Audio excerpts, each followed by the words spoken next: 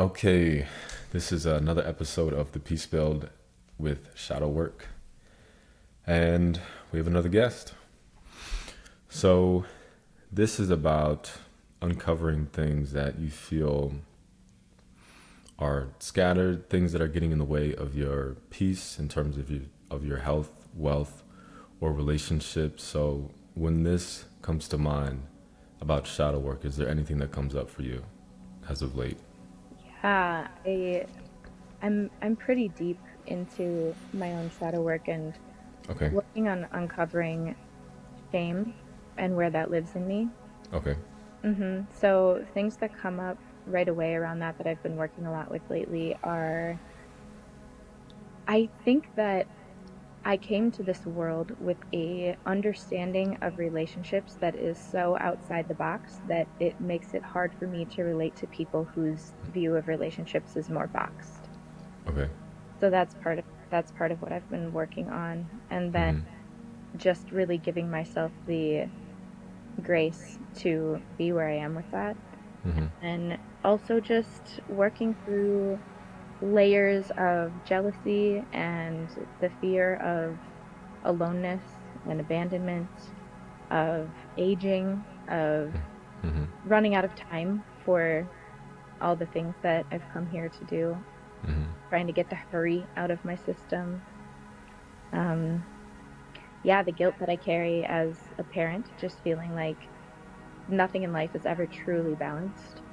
And there's always this oscillation of I'm giving more to this cup or more to that cup, or trying to figure out where the balance is. And it's not really a possibility, I think, when you have as many things on your plate and as big of a mission as I feel that I've come here with. Mm. Mm-hmm. Okay. There was a lot there. Oh, yeah. And yeah, the first part you mentioned, which I feel is the most important, is your perception of relationships and how you feel it doesn't align with the common perception. Did I hear that right? Yeah. Okay, so can you describe what that looks like for you?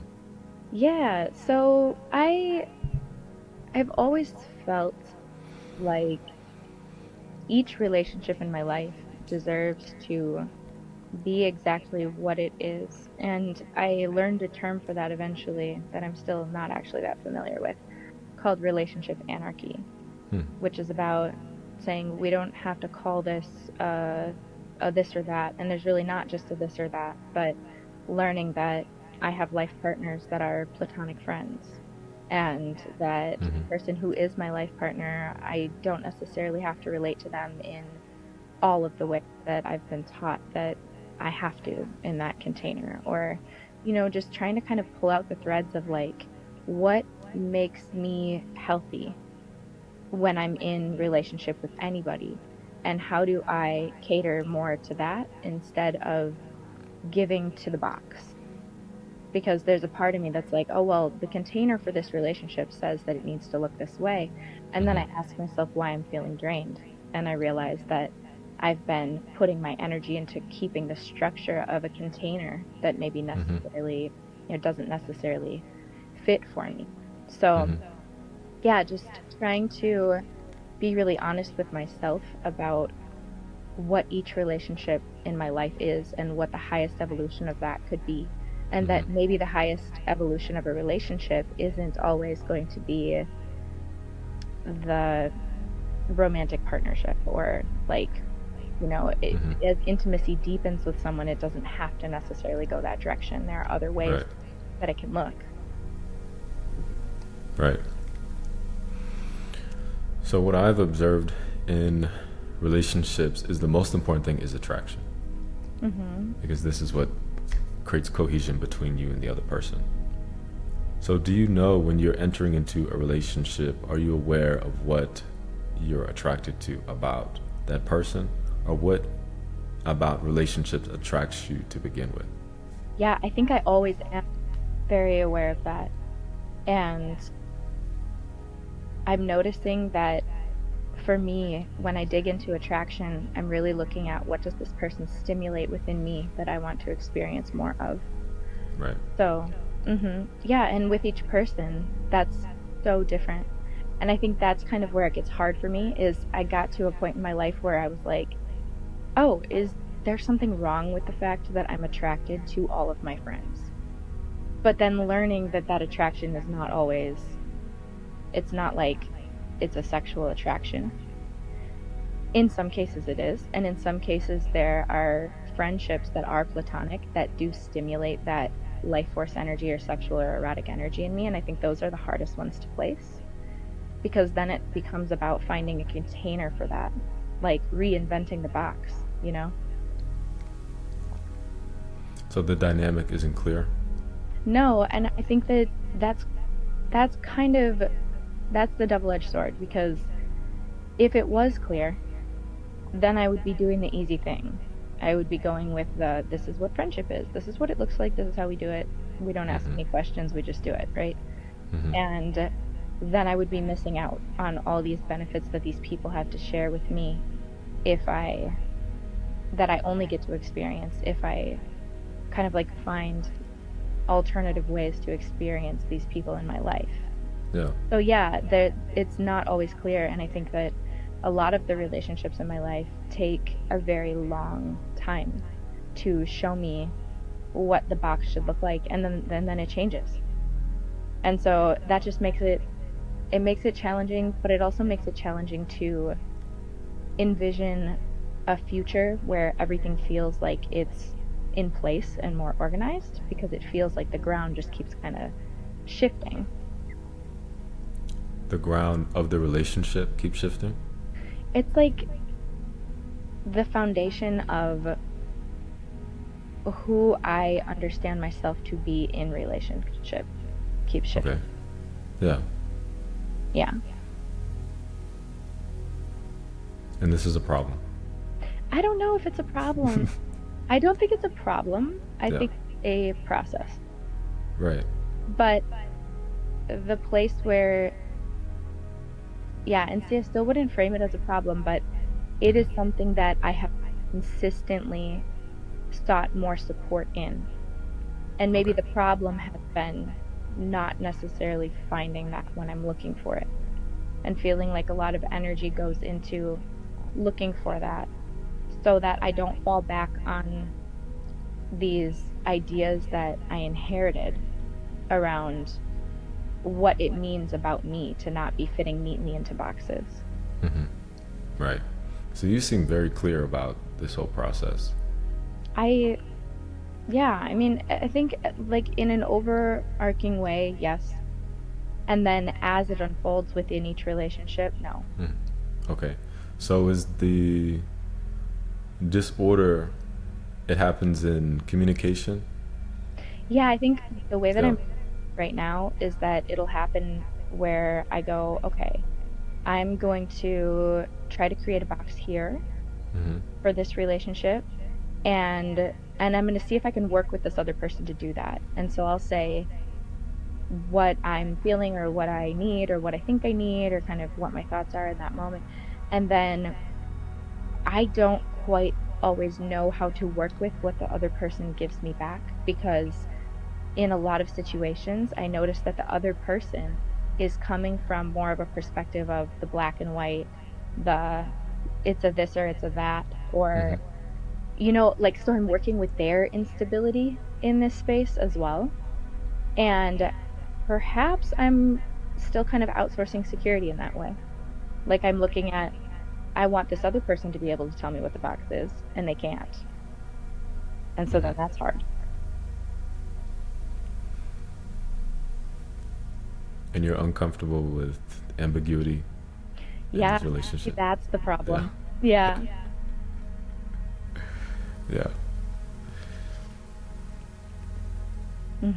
It's hard to live in those liminal spaces. And the older I become, I think I'm just learning that life is entirely that. So it sounds like what you're looking for is commitment. Yeah, I think so. And like, what does commitment look like in each of these really unique relationships? And I also, there's something about me that I am not sure if it's a gift or a curse or a karma or I don't know, but I tend to be extremely committed to people Hmm. to where I'll be like, this relationship could change into anything, and I still love you and I'm here for you and I'm showing up for you, and like, and I expect that from other people because to me that's what is just inherent. And I don't always find that in other people. And especially, even if it's not something that is directly in connection to me, I'll find that people within a friend group don't have that for each other. And then I find myself in challenging positions because I'm like, but how could you just say you don't want to be friends with that person anymore? Like, I have a really hard time letting go of people and leaving people. And there's only one person I can think of in my entire life that I ever made a cut like that with. And so I think that influences the way that I relate to people because I'm always looking for, like, how do we stay in connection? And that's not necessarily the highest evolution of each of these relationships either. Like, sometimes I understand intellectually that sometimes it is best to let a person go, and that I'm just not the best at that. Are these people in your life, are they afraid of your intensity? Yes. I think everybody in my life is afraid of my intensity. Yeah. I had a close friend tell me that being friends with me is like being next to a star that's exploding.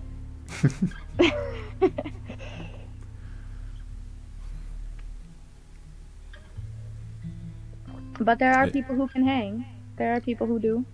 yeah. I found some good ones. Yeah. And then paired with all of this is like the deep insecurity that I carry. And so I'm trying to figure out, first of all, where my jealousy even comes from. Like, why is that? It doesn't seem to be protective in the way that I feel like it's trying to be. And then I notice that that comes into the way that I relate to other people because I'm like trying to also protect myself from feeling an emotion that to me feels like it's too big. And I know from my experience that I can stay present with myself and work through any emotion that I'm feeling in any given moment.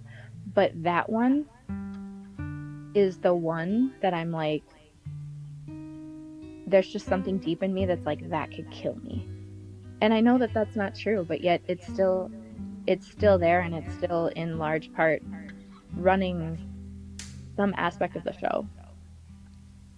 So envy is a I don't powerful force. would call it envy as much as like it really just feels like jealousy. Like it feels almost entirely relational. I don't like if I see somebody else that has literally the house that I want, I'm like, wow, that's so cool for them. There's more houses. Like that means that if they can have it, I can have it too, you know? It's like inspiring to see people Okay. have success or whatever. But Hmm. then it's like time and connection still in somewhere deep in me feel like such limited resources, which doesn't really fit with the way that I see relationships. And yet, like, I know that that is true as well. I mean, you do only have so much time in a day to connect with a person or so much energy to pour into another person. So, yeah, I don't know. That I think, and you can probably just tell in the way that I speak about it, it still feels like so many wires are crossed. Like that's kind of like a messy part of the web. Yeah. Mhm. So when does this jealousy come up? Is it when you see a large friend group and they're all getting along and you desire that, or what is it? No, it's really it's it's mostly in like intimacy. Okay. So like if I and like attraction, Okay. which like I don't know, this is so hard for me because like the second reaction that comes is the level-headed one. That's like, of course people are attracted to people. Of course sexual energy is stimulated in people. Of course, and like that is what makes that's a part of what makes us beautiful.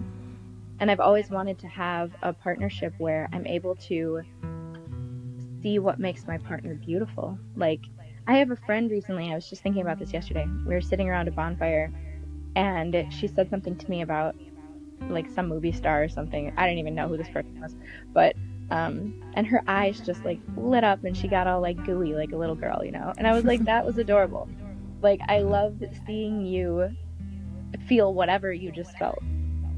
And like, how beautiful to be able to experience that. And yet I don't let myself experience that in an intimate partnership, because my feeling of there can only be one and it can only be me. And if you look at anybody else the way that you look at me, then I'm under threat of, I don't know, like maybe losing you, losing your attention. Maybe I'm not captivating you anymore. Maybe there's more work that I have to do then. Maybe I don't know. Like, that's where I try to go. I'm like, what? But like, why does that feel threatening to me? Because you're putting your peace at stake.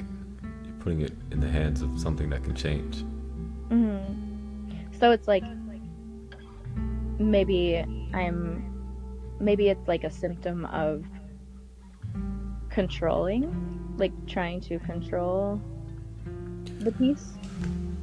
For me, it seems like a symptom of an underlying suffering you're experiencing about some kind of shame and guilt, because this is what you said in the beginning. And a convenient way to ignore this is to pour into relationships. And if you're established within yourself and you enter into a relationship, then you will become jealous because you are moving half full. You're looking for that person to fulfill you. Yeah. So what I want to do is use this jealousy as a tool to show me. I want it to point me inward to the places where I'm asking for something to come from outside of me that is actually able to be sourced from within me. And I think that the issue for me has been that that's where the blinders are, because I'm not able to see yet what that resource within me is that I can be using to nourish myself. And so then that to me says, well, then there's a wound there somewhere, right, that I haven't identified yet. Right. Well, that's what this conversation is for. Yeah. But tell me there's no.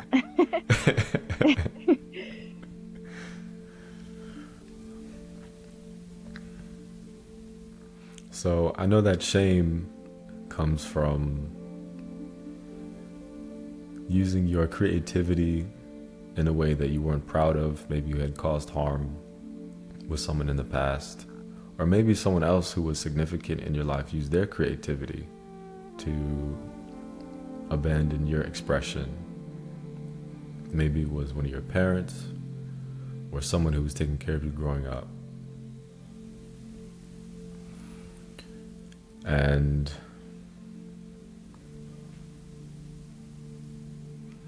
when there is a lack of self-worth around your own creativity, there's also a lack of hope that you can use that creativity to receive an abundance of relationships in the future. Because if you're in a relationship and you see that whoever you're with is looking at someone else, and you know within yourself that I am creative enough, I am attractive enough, I am radiant enough to enter into another relationship that is better suited for my actual sense of self, then there won't be this clinging to it.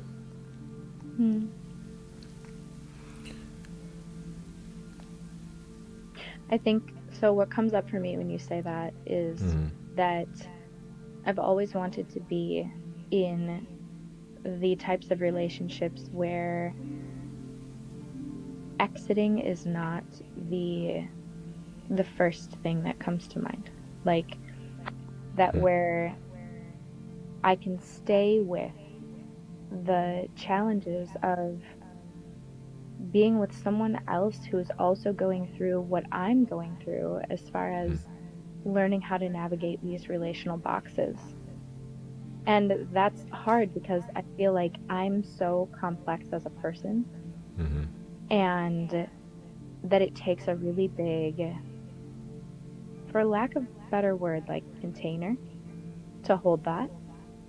And I'm not so sure that my container is as big as what I'm asking for from someone else, because I feel myself pulled into that reactivity, even if I don't choose the reactivity, even if I don't express it, even if I choose to open it up or have a conversation around it or like handle it in a really mature way, it's still emotionally creating something within me that I have to learn how to create a container within myself to hold. And that's just challenging. It's a really challenging part of relating, but I don't want to just abandon people because they have love for other people or attraction for other people, Yeah, no, I'm not saying abandonment is the issue. What I'm pointing to is an acceptance that everything comes and goes, even people. Thoughts come and go, emotions come and go, money comes and goes. The sun rises and falls. Like, people are just another one of those patterns of pulsation, because life is this pulse, just like the heart. What's funny about that? Like, I totally get what you're saying. And as soon as you said, I'm not saying that abandonment is the issue, there was this voice in me that was like, abandonment is the issue. But not the issue, because I think what you just kind of illuminated for me is that I understand that, and there's a part of me that is so afraid of that, of the coming and going, of the ebb and flow, of the pulse of people. I just want it to stay the same. I just want the same people to stay in my life. So you want people to be like God? Yeah. I want people to be consistent. Yeah, but then, right? Because then that's this expectation that I have for myself too, and that doesn't really feel fair or healthy either, like I was saying earlier. Yeah. Well, this desire for constancy is a spiritual need. So I feel that this blocking of a spiritual need is being manifested in your expectations for relationships. And I feel that what's blocking this constancy is this wound of guilt and shame. And when you're blocked from that, it doesn't, like, the desire just vanishes.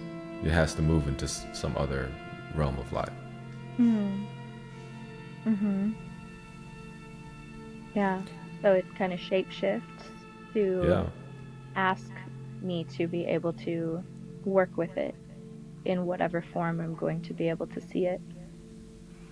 Because we need it, this sense of constancy, which for me, I get it through stillness, because that's the only reliable source. I have received that message so much lately when I meditate on this and when I use different divination tools. I'm like, you need to just spend more time in stillness. Because it seems that, just from everything that I've read here, the issue is that you have this intense desire to put your heart into something that is massive, that is eternal, that you can commit to. And the only thing that you can do that with is stillness. That's the only thing. Well, it's not even a thing.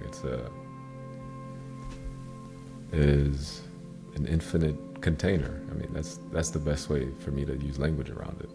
I like that language because that also points back to me saying that I've been noticing that I've been looking for a container that's large enough to hold the complexity of my soul. As I get deeper into learning myself, I just realize that I'm more and more and more complex. And so Yeah. then that's scary, because I'm like, whoa, can anybody stick with that? Like, is anyone going to be able to handle that or be in relationship with that You. humanness? That's your job.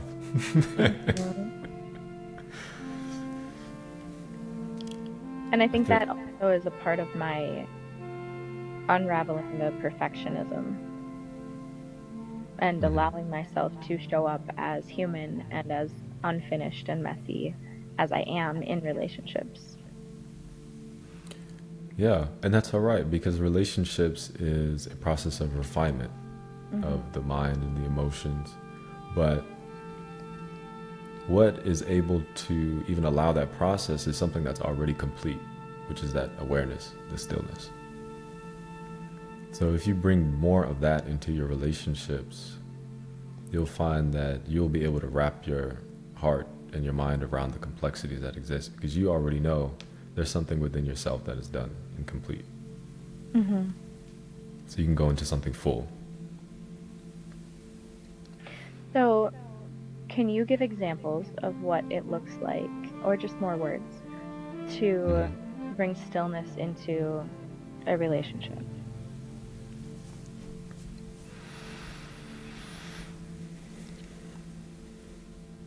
Always giving instead of extracting. That's the main thing. But to create an example around that, let's say I'm in an intimate relationship with someone who wants to go on a walk with me. This just happened last night.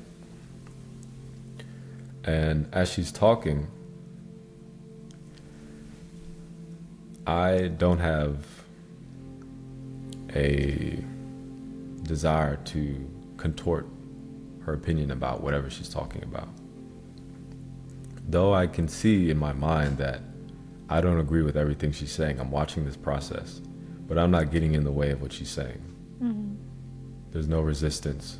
So now she senses that, okay, there is a stillness here, there's a constancy here that allows me to pour into this relationship.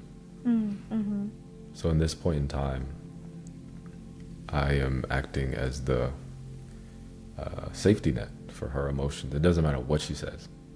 Because for me, it's more about what is she experiencing in her energy. What she's saying doesn't matter. Is her energy flowing consistently in this situation right now? And if not, is there something I can do to fix that? Can I become more still? And I have found that people can sense when your mind is wandering in a conversation if they're really tuned in. So we're walking.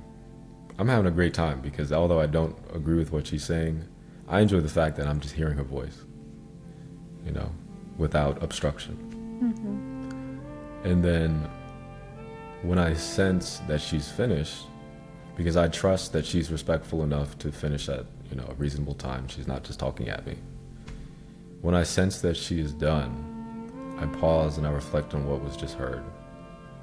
And then I give my response from that sense of stillness that I was cultivating while I was listening to her. So now I'm not reacting to what she's saying. Because as soon as I react, the structure of energy, of attention that I have built over that time of listening, it can become wasted. The reserves of stability can, it can funnel out with the reactions. And then that sends a chain reaction into her, and then she reacts. And then I react back, and then she reacts, and then the whole thing just falls over. Yeah, I've experienced both. Yeah, I think within myself and also within other people that I'm talking to, and I'm always so inspired and reminded of how to do that when I experience it coming from other people. It feels like the only way that real conversation can happen. That's the only way. Yeah, where it's not just coming from like, let me tell you about my wounds. Let me tell you about my wounds. There has to be some kind of yin and yang Uh-huh. dance going on. Yeah. Somebody has to pour into someone. Someone has to take on this role of an ego who's been through pain and suffering, and there's a context, and this whole play has to go on. But there has to be also someone who just completely dissolves. They have to let themselves go entirely. And that is, for me, that's a real relationship. And then you guys can switch. And then there's this whole play going on of the infinite and finite. And it sounds like having that stillness, knowing that the other person is not going to be reactive, is really the only state that holds the space for the person speaking to be able to fully unwind whatever it is that they're speaking. Exactly. I think sometimes that's where I've felt a block to expressing myself in relationships, because I'm like, am I going to get that from this other person? Like, are they going to be able to hold the space for me to just kind of talk through what it is that, like you said, I'm going through energetically? Because it's like the energy is moving, and then there's words and thoughts that are attached to it. And the words and the thoughts are the part that come out, and if you're not someone who's very attuned to the energetics, maybe that's the only part that you perceive. And you get hung up on, oh wait, you just had this idea, or you said that, or that affects me like this. But being able to drop back into that energetic awareness is really, it's key, and it's also big. It's vital to Yeah. the maintenance of a relationship. Well, and I think that that's where I have been reminded so many times, and also reminding myself that not only is that the level of relating that I desire from the people that I'm choosing to keep in my close sphere, but that's also what I'm expecting from myself in how I give to the relationships that I'm keeping. Yeah. And just for yourself, do you feel like you meet that expectation?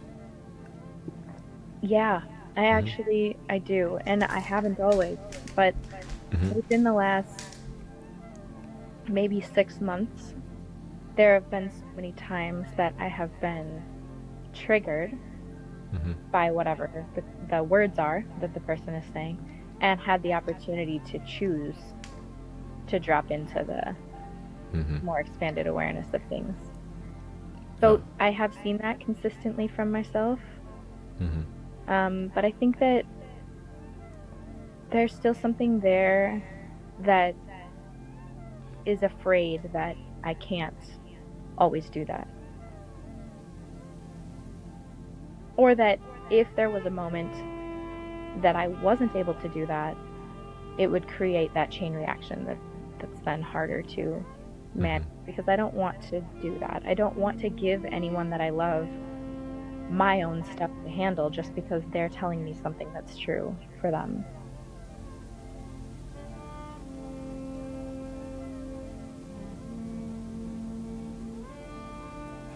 No. This is a noble thing to think about and embody, because the world needs it. And I hope to be able to teach that just in my way of relating once I really, as I get it down more and more and more. Yeah. I think we show each other that there can be another way when we hold the space for each other that way.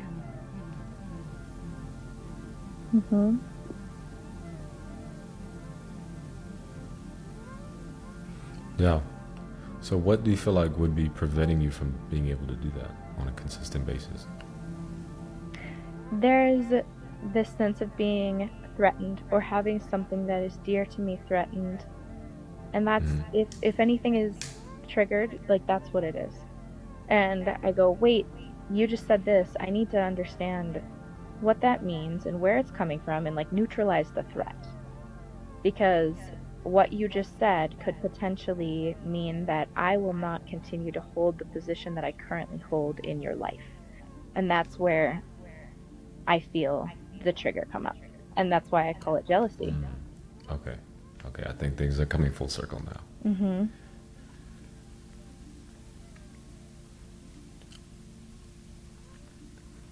So you're working on holding space for other people.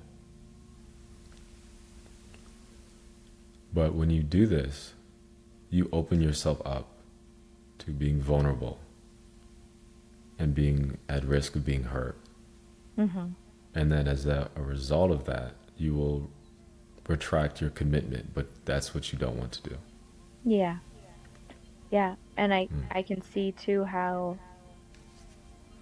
this same root wound of whatever causes that process to happen also changes the way that I relate to people, in the sense of like what I expect them to give me, or how I expect them to connect with me and hold space for me,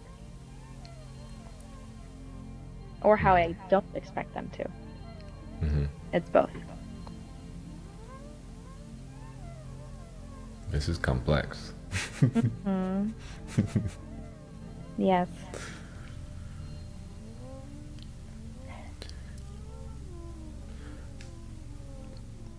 Maybe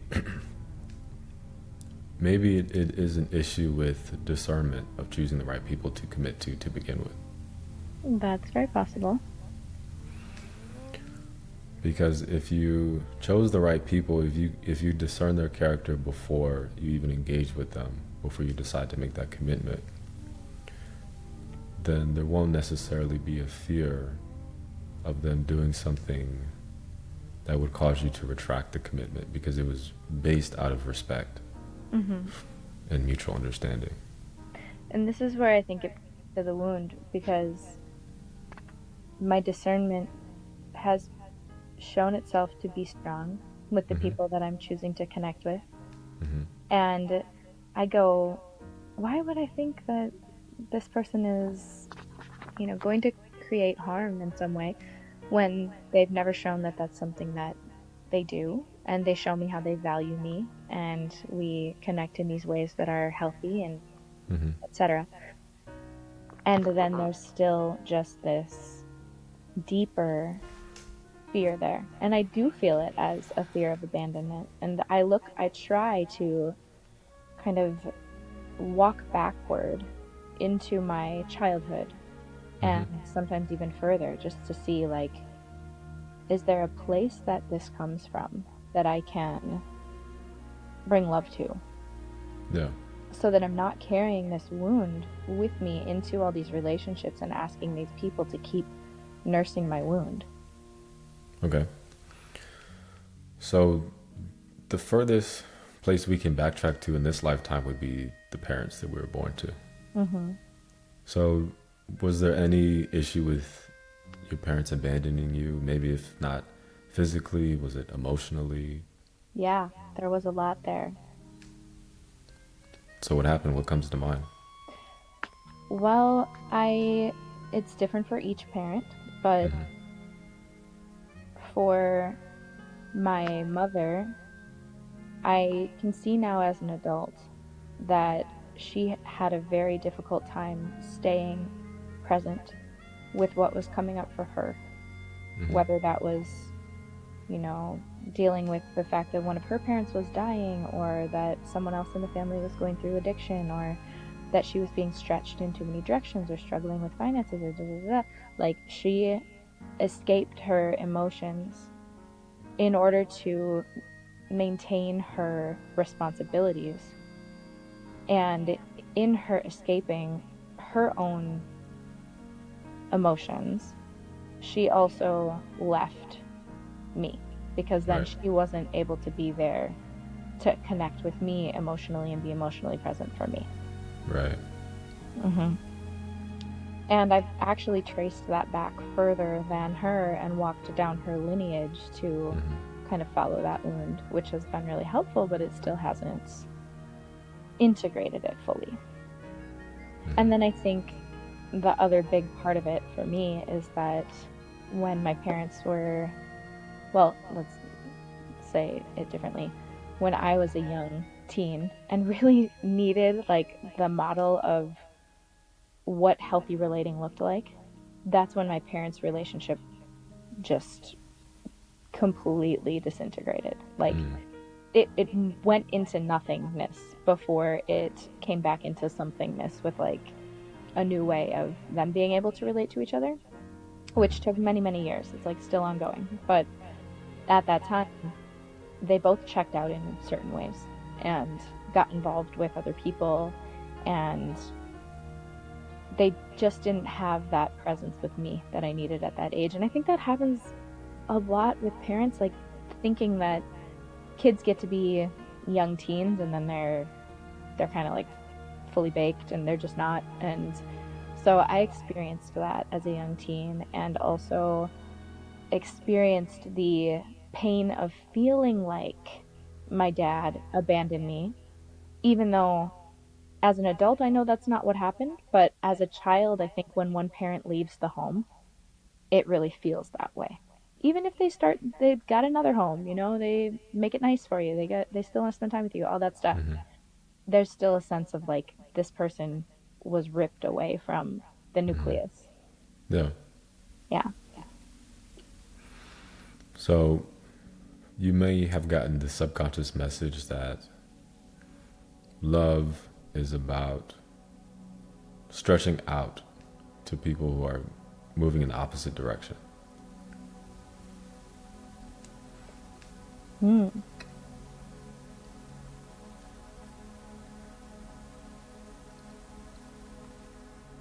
Like trying to keep them close? What I mean is that the desire is to keep them close, because love is this magnetic thing that pulls both people to the center with a sense of empathy. But it seems like this center is supposed to be here, but now your mother is going in this direction, your father's going in this direction. And now it's putting you in this chasing energy of trying to get the love that is supposed to be just right here at the center. Yeah. And then where does that put me? Because that feels like all of a sudden I became my own center at maybe an age where that's not quite appropriate yet. Like it's like the structure's not fully built for that to happen yet. Yeah. No, it's a tough one. And I remember going out from there and looking for relationships that would fill some of those holes. Like I was just saying to my brother recently, there was someone that I dated in high school, and I told my brother, I don't think that I dated that person for that person. I think that I dated them for their mom. I think I just wanted to be with someone who had a mom that could kind of stand in for me. Yeah, that's real. Yeah. So I look at that and I try to see how these things play into my insecurities now. And I can see how my insecurities and my creative expression are woven together intimately. Where the creative expression, it unravels them, but it's not always in a way that is comfortable and enlightening. Sometimes it's in a way where it's like, oh God, okay, I guess I have to look at that. Yeah, I mean, me too. Yeah, and which is the gift of it. It's Yeah. just also hard. Yeah, definitely hard. Yeah.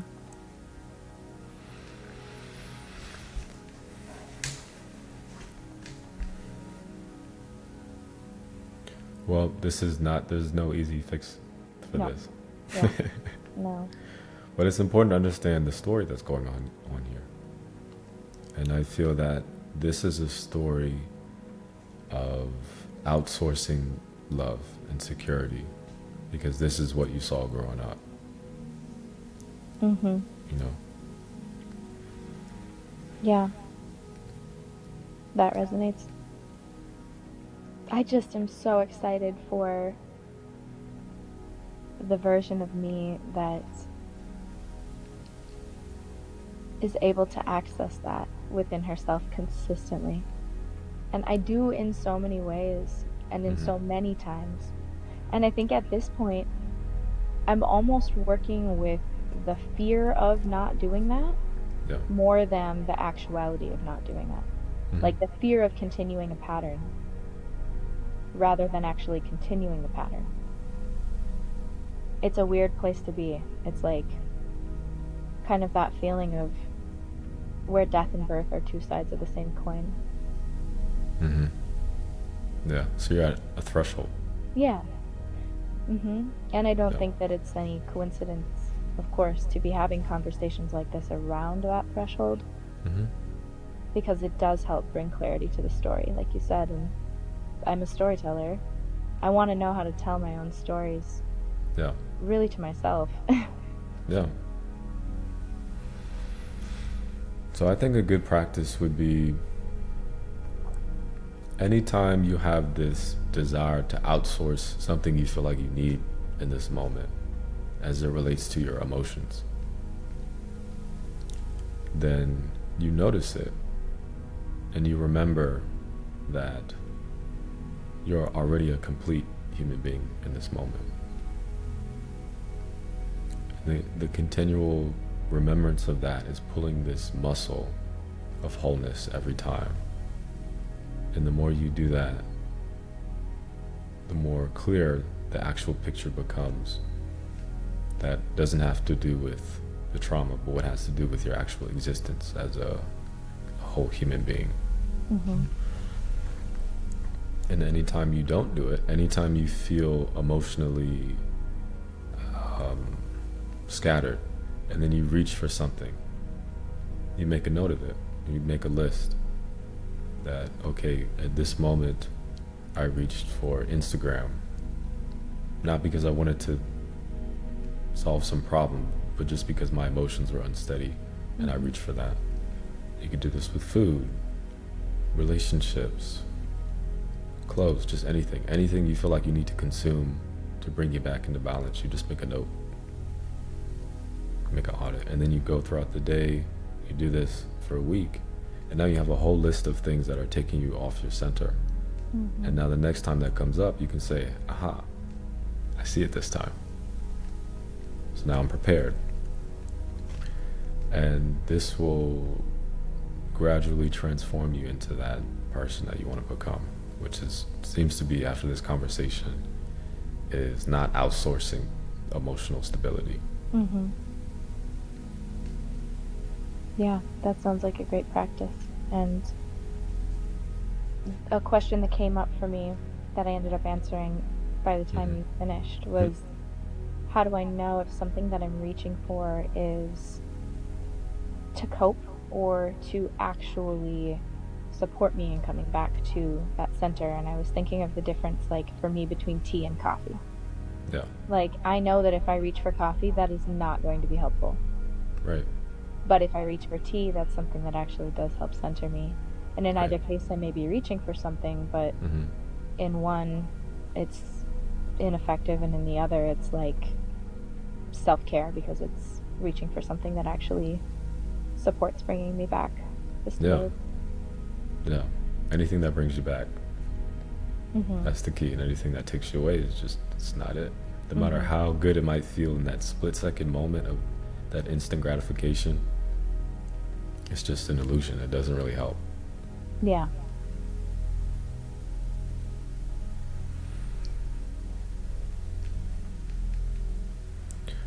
And you said earlier that you have a mission here. What is that mission?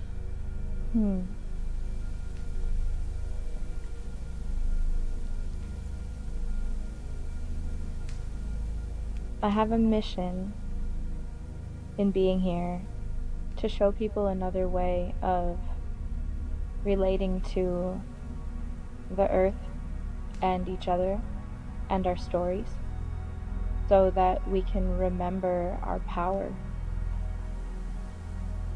So finding the center for myself is the most important thing, because when I'm centered and literally just being in relationship with anything, any thought, any person, any piece of art, any opportunity that I have to share my voice or touch anything, then it creates the effect of creating more of that. Mm-hmm. And particularly for me, that mission includes doing that on a large scale. Mm-hmm. And it's through many forms of creative expression. Mm-hmm. And the more finite details of what that looks like for me are bridging spaces that were not allowed to collaborate before, like motherhood and sexuality. Mm-hmm. Like, really just making space for the complexity of human beings to be human beings and to be honest about that, about what that looks like, and be comfortable with the messiness. And that's why I'm doing that for myself. Mm-hmm. Yeah, I want to bring spirituality into mainstream spaces Yeah, me too. in a way that it's not there yet, particularly music. Okay. Yeah. Mm-hmm. I want to show people that a woman can be sensual and sexual and brilliant, and that it's not one or the other. So just taking apart some of the old ideas that are still functioning and creating walls and barriers in the ways that people relate, in the ways that people allow each other to contribute. Yeah. That's powerful. Mm-hmm. And the It reason is. why I'll go ahead. And I always feel this sense of jealousy that I carry as being one of the biggest blocks that I have in my mission, and also, of course, just by nature of a block, being one of the biggest tools that I have in getting there also, because I find that anything that appears as a block or an obstacle is an invitation into exactly what is on the other side of that. Yeah. Which is more wholeness. Yeah. Yeah. More vision. Yeah. Mm-hmm. Yeah. Well, my vision is telling me that your jealousy will subside when this habit of outsourcing emotional stability stops. Mm-hmm. Because I used to deal with the same thing. So Mm. That's helpful to hear. Is there anything specifically for you that you found to be like a moment of clarity that came through for you? the moment of clarity came, and the moment of relief came when I realized that the wisdom, the beauty, and the security that I was seeking, it's all a part of this internet, this natural internet that I'm a part of. I have access to it. Mm-hmm. I hear that very deeply. Like, I could feel that in my cells. They were like, ooh. Yeah, that's right. Like, why reach for anything that you literally don't have to reach for? Like, it's already It's here. right there. Yeah. Because why would, when we look across the creation, why would the creator make forms that are whole everywhere? The trees, the hawks, the fish in the ocean. Why would they make those complete and human beings are just these incomplete creatures? Yeah, no, that just doesn't track, does it? It does not. Mm-mm. It doesn't.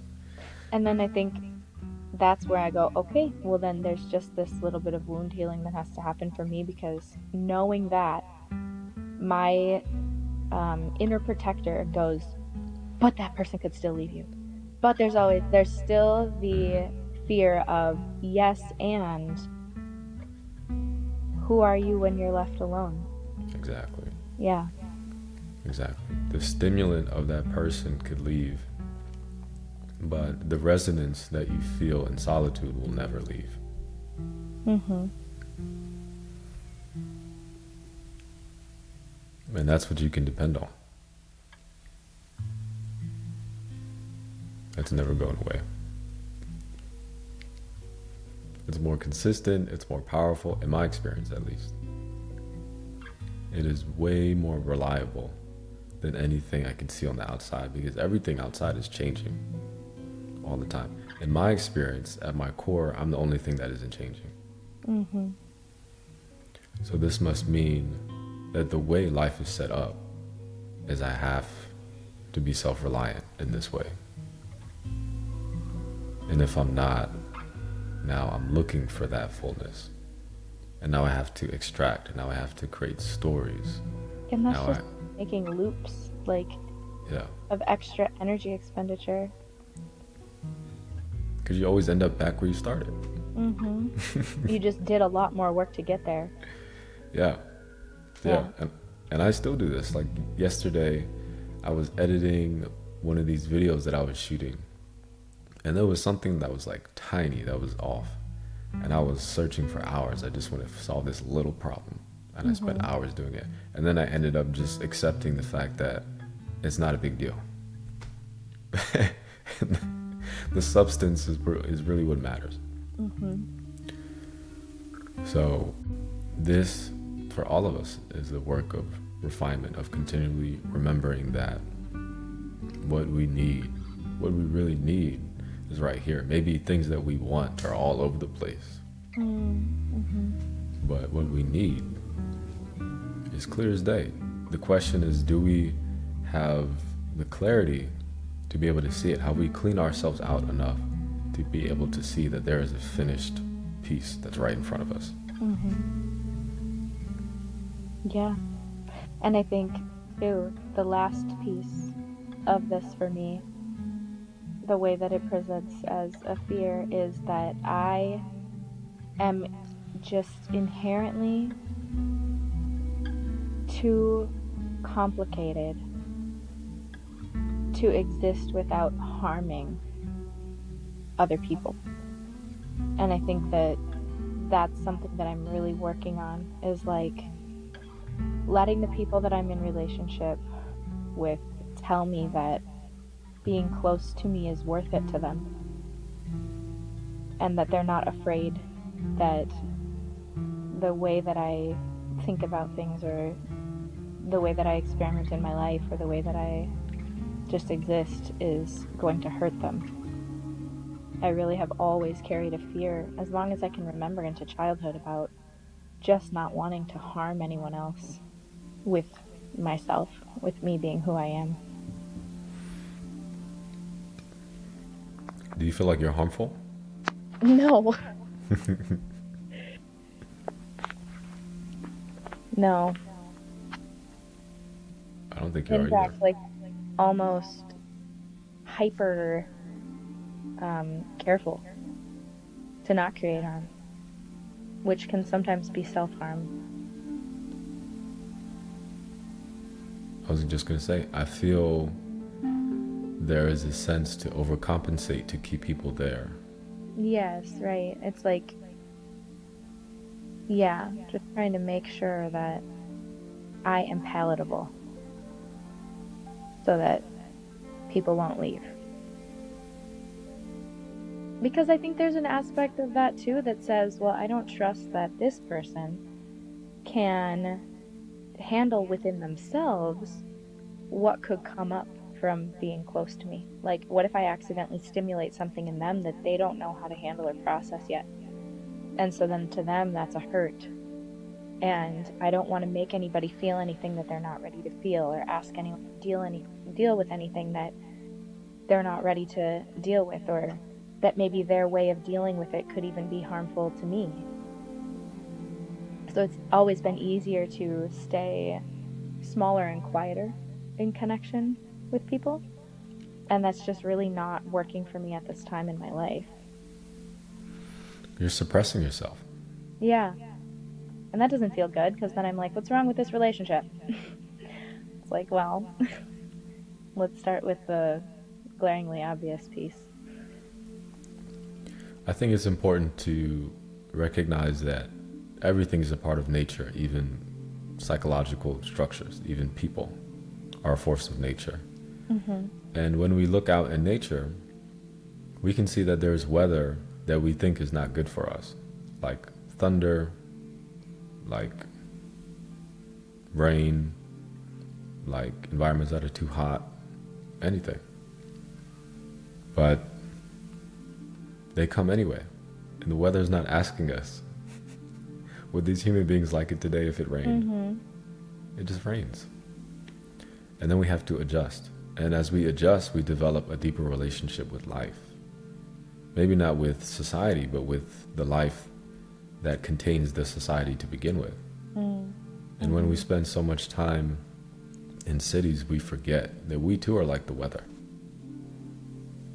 The emotions and thoughts that we have are like the weather. Your thoughts, the way you express yourself, in one moment it can be like thunder, and another moment it can be like rain. And if that person isn't prepared to deal with that, then that's not really your problem. What's more important is that you express your weather patterns as they come up. Because if you don't, you're going to hurt yourself. And then you're going to be afraid. Because what's really harmful is you suppressing yourself. And now you think that, oh, because I'm suppressing myself and now I'm in pain, I might hurt someone else. It's like you're projecting your own pain against yourself. Yeah, it doesn't really keep other people safe, does it? No. What keeps people safe is you telling the truth. Deception is what puts people in harm's way.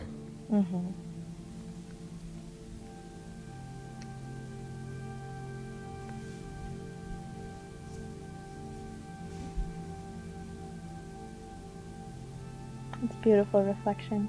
Thank you. You're welcome.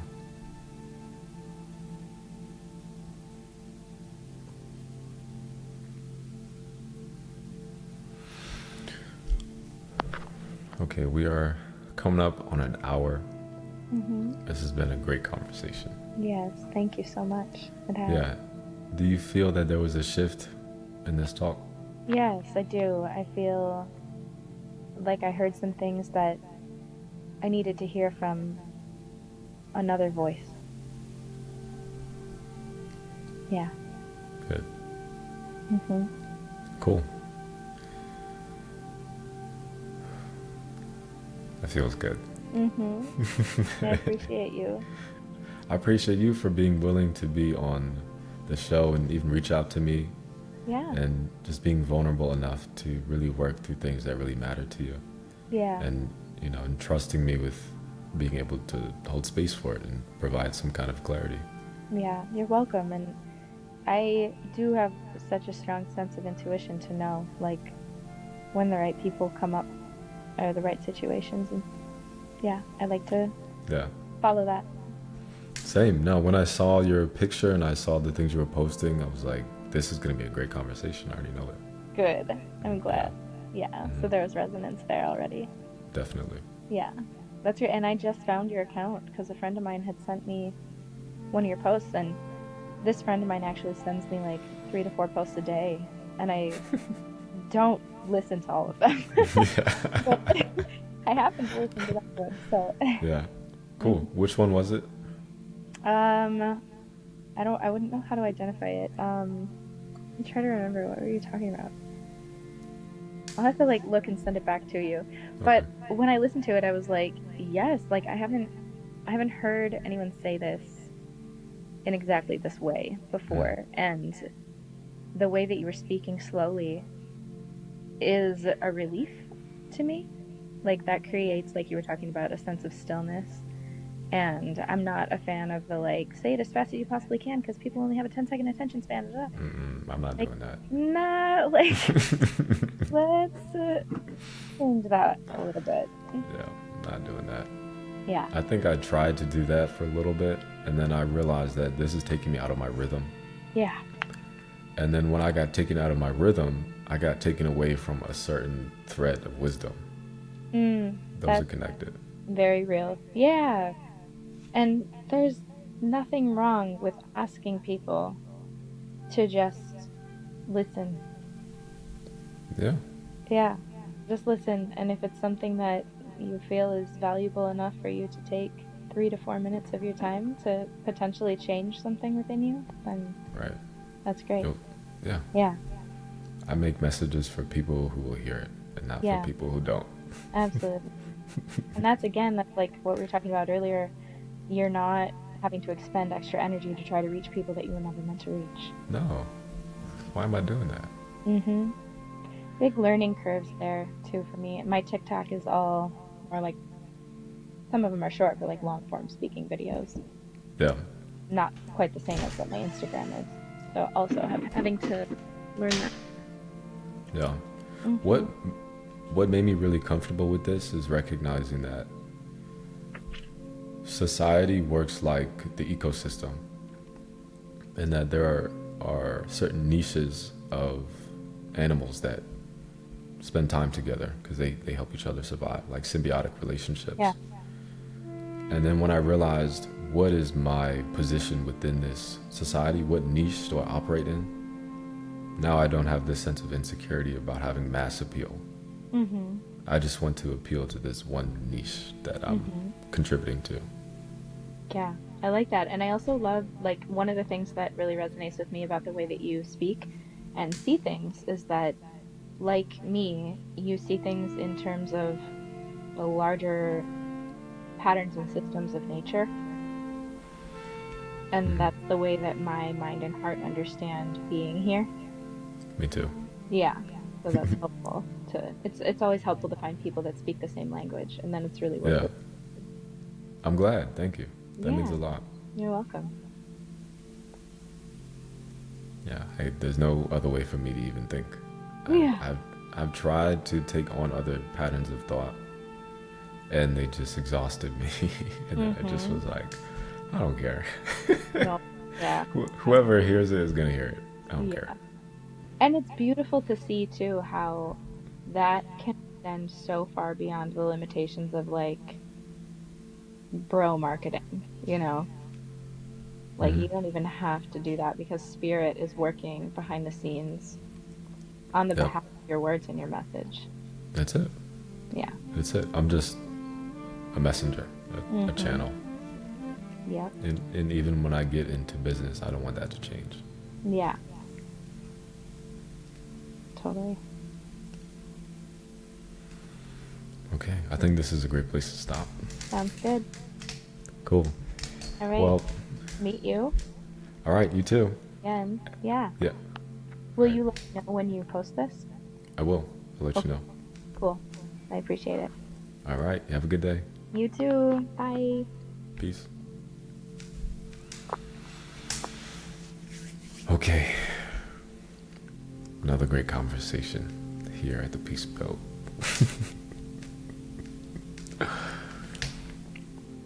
It is so amazing talking to people from around the world who have all these stories where at the surface there's so much complexity, but as you get deeper into what is going on, you can see that the fundamental patterns are the same. And if you just release yourself into that person's story, there's nothing going on here, you just pay attention, you will be able to see those underlying patterns of the person, which is in tune with nature, just as everything else is. And if you noticed during this talk, there were some times where my mind couldn't see it, and I kind of stopped and I was like, what do I say here? And every time that happened was when I was predicting what I should say or what I thought she would say. And then when I just let that go, a vision comes about what to say and what she's actually saying. So this is a huge part of shadow work, is that when you're doing it yourself, don't have expectations about what should come up and about how you should respond. You have to clean yourself out and see what is there. And especially if you're listening, if you're doing this kind of work where you're inviting someone into your company, the worst thing you can do is expect them to say something and expect you to say something. And trying to come off as wise, that's the worst thing you can do. And sometimes I get caught in that. That's why I'm kind of like dealing with inertia there. But when you just let it go, all is well. So thanks for being here. If you're here this long, then I appreciate you. I hope you learned something today. I learned something today. And if you're interested in doing a discovery call completely free with me, then we can do that. It'll be in the link in my bio. If you want to jump into a full consult, we can do that as well. It would be in the link in my bio too, and in the description below. And I look forward to doing this again. And I'll see you on the next episode of The Peace Build. Peace.